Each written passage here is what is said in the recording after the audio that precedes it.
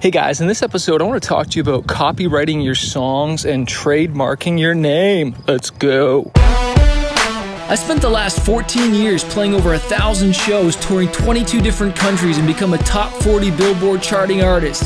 I fired my record label to go out on my own as an independent artist to market and release my own music, selling thousands of albums and millions of streams. The question I always get is, how did I do it without a label and sell even more music?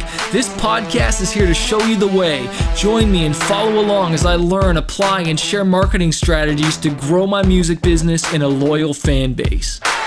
So one of the most common questions I get all the time is, how do I copyright my songs? How do I copyright my music? And I'll be honest, for the majority of you probably listening to this, including myself, that is not our problem. We don't need to worry about people stealing our music or stealing our ideas. Our real problem is just getting known, getting people to hear about us and find out about us and just know that we even exist or know that song exists.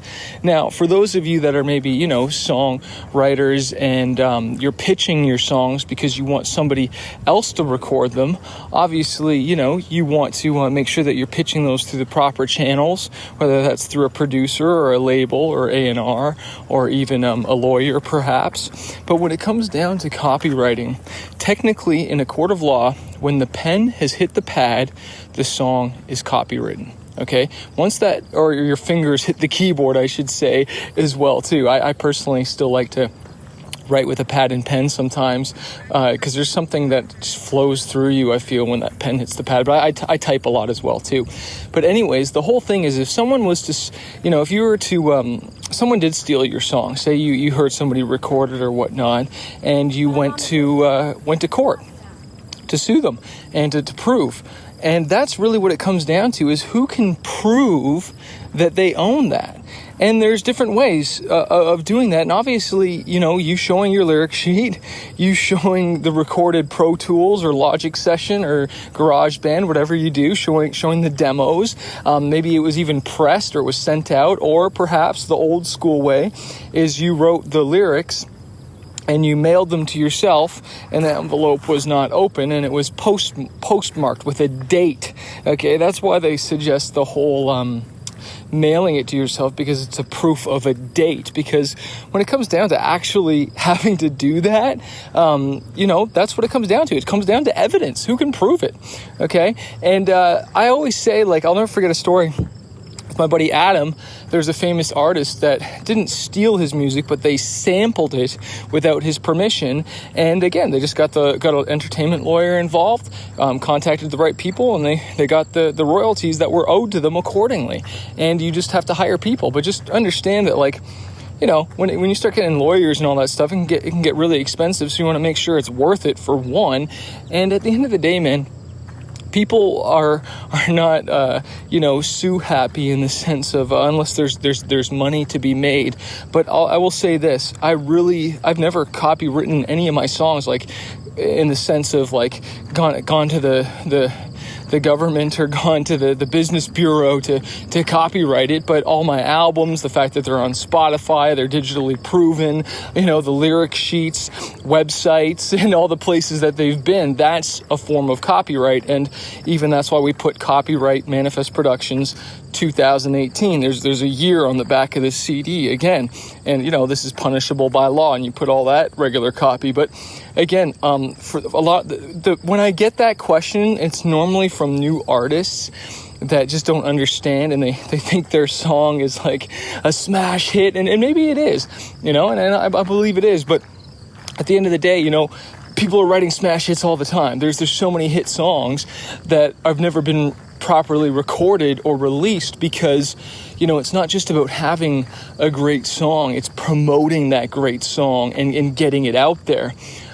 For example, I've recorded hit songs that were written, and I rewrote them a little bit, but I've had songs pitched to me that I recorded that I thought were a hit. Now, if I recorded it, or Michael Jackson had have recorded it, or Eminem, or some other famous person, then that song would be even bigger.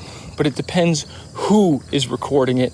And that's why a lot of these songwriters in Nashville or LA, they always want to pitch their songs to famous artists because they want it to be cut by someone famous so that there can be a lot of back-end royalties, okay? They don't want to just give away the song to anyone.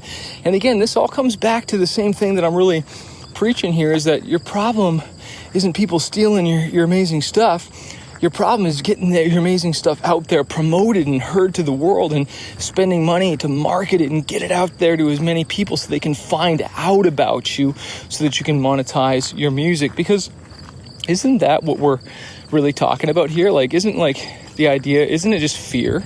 You know, you're just scared that someone's going to steal your song or steal your idea. And I've been there, man. I've written or recorded songs that I thought were like a freaking smash. I'm just like, man, I don't want anyone to hear this until it like really blows up, because I really want I want to get the money from it, right? I want to get the notoriety. I want the respect and all this stuff. And you know what's funny? Every time that I'd get that thought of fear or whatnot, because that's really what it is. You know, when I put it out there, sometimes it blew up, and it did blow up on radio, and it did what it was supposed to do, and sometimes it didn't. Sometimes I was wrong, and that's okay. But at the end of the day, man, I just got to keep marketing. I got to keep promoting. I got to keep getting it out there. Now, I will say this, and I'm going to switch gears when it comes to trademarks and your name, whatever your artist band name is, okay? And I always suggest you go with something that's easy to find and different enough so that people can find you okay. I go by Manifest. We switched the I to an A to be different, okay? And one thing I wish I had it done a long time ago was got the .com. I got the .com now, but at the beginning, even back in 2001, 18 years ago, some video game website had the domain. And so I had got manifest.ca and I got manifest.net. And so I got all the other ones that I could get, but really it's the .com you want. So as an artist band, and if you really plan on doing this for years to come, I really suggest you get the .com. Even if you're not going to put up a website right away, I would still get it if you plan on being around in the next 5-10 years. If not, then don't do it. But that's some advice I got from my cousin, who's a pretty high up internet marketer. It's like that domain is real estate, you know.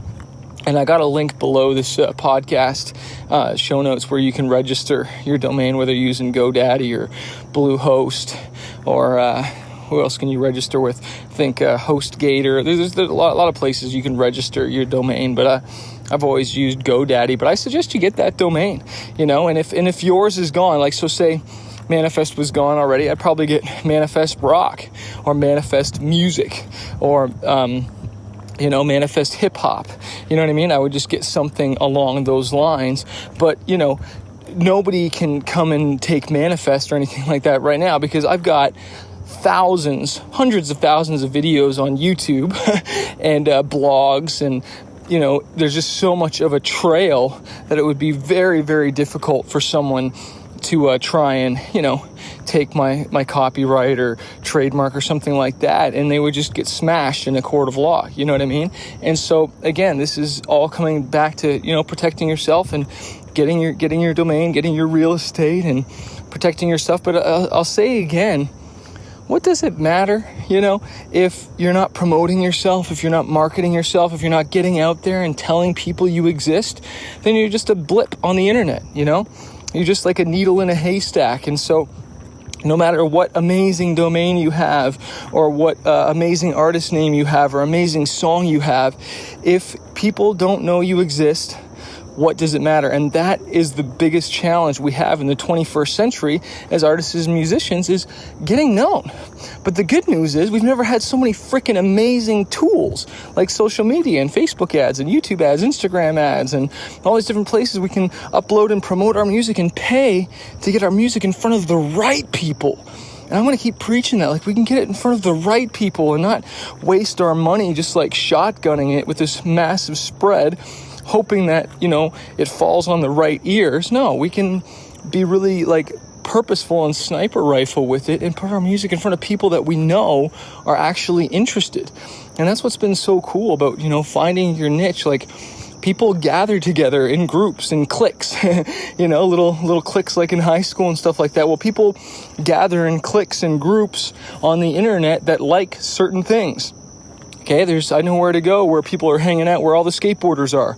I know where people are hanging out, where all the surfers are, where all the people that are into sports, I know where people are when it comes to music, into new metal, into rock, into country. Like, there's different pockets, and people have, really put their hands up to say what they're into. Well, since they've done that, then we can say, hey, let's put our music in front of these type of people because we know they already like that. So again, go market your music. That's what it comes down to. Don't get stressed out about the copyright. Of course, always save your files, have proof and a trail just in case anything did come up. And just that way you can protect yourself at the end of the day. But definitely, if that's all you're focusing on, then you're focusing on the wrong thing. And I would suggest that you get over yourself and just keep writing more songs and worry about marketing and just getting known, because you are a creator. Remember that. And you can always write another hit and another one. Believe in yourself. Never quit.